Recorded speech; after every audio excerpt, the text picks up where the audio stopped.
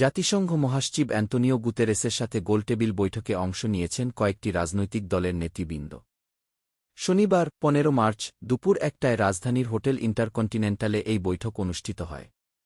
বৈঠকে বিএনপির মহাসচিব মির্জা ফখরুল ইসলাম আলমগীর ও স্থায়ী কমিটির সদস্য সালাহুদ্দিন আহমেদ, জামায়াতের সেক্রেটারি জেনারেল মিয়া গোলাম পরওয়ার, এবি পার্টির সাধারণ সম্পাদক আইনজীবী আসাদুজ্জামান ফুয়াদ, জাতীয় নাগরিক পার্টির আহ্বায়ক নাহিদ ইসলাম, গণসংহতি আন্দোলনের প্রধান সমন্বয়কারী জোনায়েদ সাকি এবং সিপিবির সাধারণ সম্পাদক রুহিন হোসেন প্রিন্স উপস্থিত ছিলেন।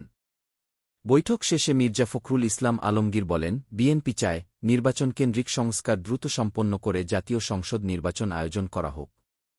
বিএনপির স্থায়ী কমিটির সদস্য সালাহুদ্দিন আহমেদ জানান, জাতিসংঘ মনে করে সংস্কার ও নির্বাচন বাংলাদেশের অভ্যন্তরীণ বিষয় এবং এদেশের জনগণকেই এর সিদ্ধান্ত নিতে হবে।